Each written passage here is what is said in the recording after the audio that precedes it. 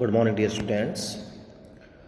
Gayatri Vidya Mandir senior secondary school Sanchore के YouTube channel पे आपका एक बार फिर से स्वागत है और उम्मीद करता हूँ कि ये दूसरी बुक जो हमारी सेकंड बुक है रिसोल्यूशन, उसका जो पहला लेसन है द थीव्स स्टोरी, जिसके 2 वीडियो पहले से ही अपलोड किए जा चुके हैं और वो दोनों ही वीडियो आपको समझ में आए होंगे।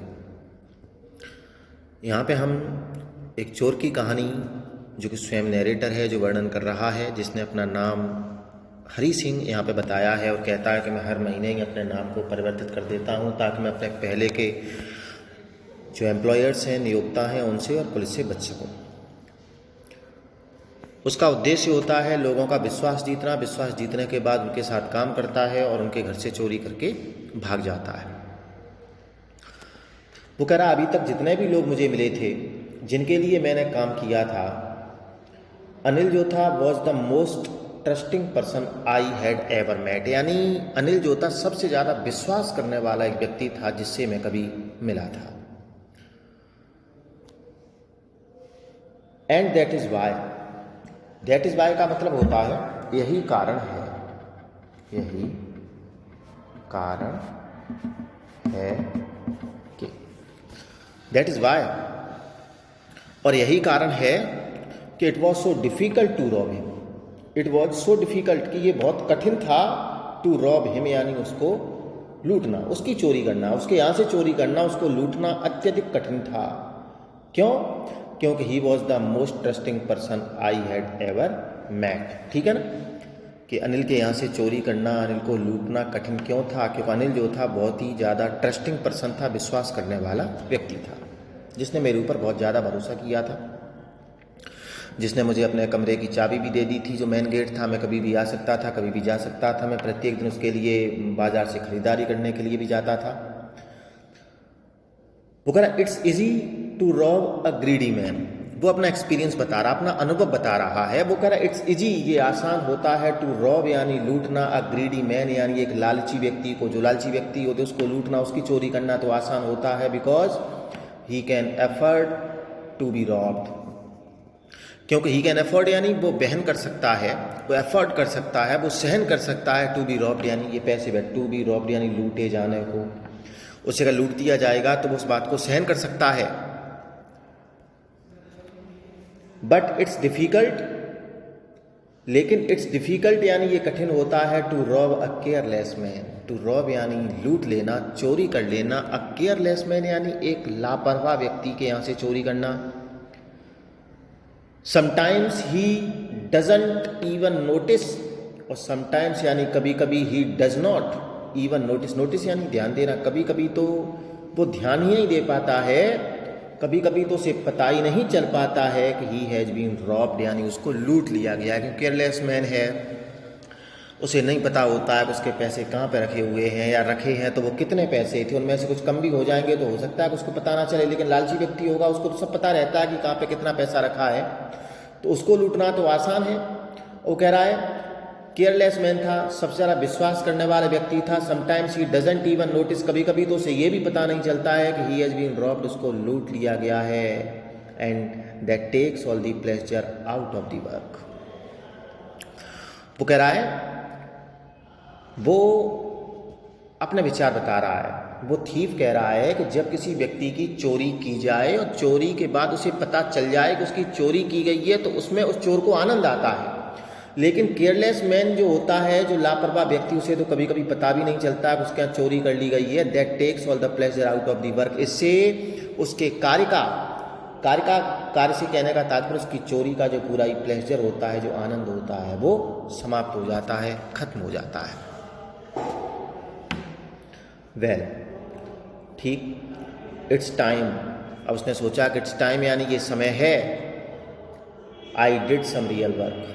अब ये समय था जब आई डिड यानी मुझे करना था, सम रियल वर्क यानी मुझे कुछ वास्तविक कार्य जिस उद्देश्य के लिए मैं यहाँ पे आया था, मुझे कुछ काम करना था। आई टोल्ड माई सेल्फ, मैंने स्वयं से कहा कि अब ये समय आ गया है कि जब मुझे कोई वास्तविक काम करना है, अपना असली काम करना है। I am out of practice, out of practice होना, क्योंकि मैं अभी अभ्यास में भी नहीं हूँ। काफ़ी दिन हो गए हैं मैंने अपने पेशे का चोरी का कोई काम नहीं किया। And if I don't take the money, और मैंने ये भी विचार किया कि यदि, इफ यानी यदि, I don't take the money, यदि मैं वो पैसा नहीं ले जाता हूँ, यदि मैं वो चोरी नहीं करता हूँ, तो he will only waste it, he will only waste, वो केवल वेस्ट यानी व्यर्थ ही गवा देगा इट यानी इस पैसे को ऑन हिज फ्रेंड्स यानी अपने दोस्तों पर। अगर मान लो मैंने वो पैसे की चोरी नहीं की तो वो जो अनिल है वो निश्चित रूप से इस पैसे को अपने मित्रों के ऊपर नष्ट कर देगा, बर्बाद कर देगा, खर्च कर देगा। After all he doesn't even पे मी, और मैंने ये भी सोचा था, मैंने ये भी विचार किया कि आफ्टर ऑल यानी आखिरकार ही डज नॉट इवन पे मी, वो मुझे पे भी तो नहीं करता है, यहाँ तक कि वो मुझे पैसा भी अदा नहीं करता है। ये भी मैंने विचार किया था कि मैंने अगर चोरी नहीं भी की तो भी अपने मित्रों के ऊपर, अपने दोस्तों के ऊपर खर्च कर देगा। और मैंने ये भी सोचा कि मुझे पैसे, काम करने के पैसे भी नहीं देता है। तो Anil was asleep, Anil was asleep, asleep यानी एक ही अवस्था में होना, मतलब कह सकते हैं अनिल वॉज स्लीपिंग, वो सोया हुआ था, सो रहा था। A beam of moonlight, beam यानी एक किरण, एक चमक, ऑफ मूनलाइट यानी चंद्रमा की जो चांदनी है, जो रोशनी है, उसकी एक किरण, step over the balcony, step, step यानी पढ़ना, स्टेप हो रही थी, पढ़ रही थी, ओवर दी बालकनी यानी छज्जे के ऊपर से, and fell on the bed, और कहाँ पे पढ़ रही थी, फेल यानी पढ़ रही थी, ऑन दी बेड यानी बिस्तर पे, छज्जे के ऊपर से होते हुए वो चंद्रमा की जो थोड़ी सी रोशनी थी वो उसके बिस्तर तक आ रही थी। I sat up on the floor, रात की बात है। तो आई सेट अप यानी सिट यानी बैठना, सिट यानी बैठना, ठीक है ना, सेकंड फॉर्म है।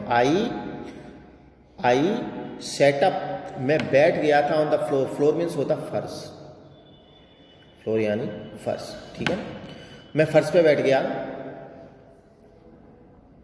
कंसीडरिंग एक होता है FLOUR, फ्लोर यानी आटा भी होता है, ठीक है ना। कंसीडरिंग, ये कंसीडर करते हुए, कंसीडर यानी विचार करना, मैं ये विचार करते हुए, द सिचुएशन यानी जो भी परिस्थिति थी, मैंने पूरी परिस्थिति को देखा, परिस्थिति का विचार करते हुए मैं उस फर्श पे बैठ गया।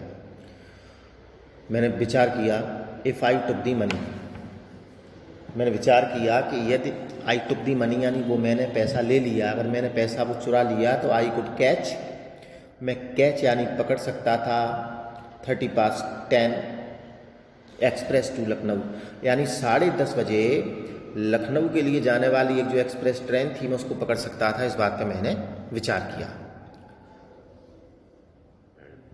Slipping out of the blanket, slip out यानी धीरे से बाहर खिसकना, ब्लैंकेट मीन्स होता है कंबल, कंबल, और क्वाइट यानी रजाई, ठीक है ना। तो slipping out of the blanket यानी कंबल से बाहर खिसकते हुए, I crept up to the bed, crept, creep means होता क्रीप, क्रीप यानी रेंगते हुए, बिना आवाज के चलना। तो I crept up to the bed यानी मैं बिस्तर तक रेंग करके पहुंचा। अनिल वॉज स्लीपिंग, अनिल अभी भी सो रहा था। पीसफुली, बिल्कुल शांतपूर्वक, बिना किसी चिंता के, निश्चिंतता के भाव के साथ सो रहा था। वो कह रहा है, हिज फेस वॉज क्लियर, उसका चेहरा बिल्कुल साफ था, एंड अनलाइंड, अनलाइंड यानी मतलब कोई भी लाइन नहीं थी चेहरे पर, मतलब चिंता की कोई लकीर नहीं थी, कोई रेखा नहीं थी। Even I had more marks on my face, यहाँ तक कि आई हैड मोर मार्क्स यानी मेरे चेहरे पर अत्यधिक मार्क्स, अत्यधिक धब्बे या दाग थे ऑन माई फेस, मेरे चेहरे पर। दो यद्यपि, हालांकि, माइन वर मोस्टली स्कार्स, हालांकि देखा जाए तो मेरे वो चेहरे के दाग जो थे वो मोस्टली यानी अधिकांशतः, स्कार्स यानी होता है कोई भी घाव वगैरह हो जाना, चोट के निशान होना, उसके थे।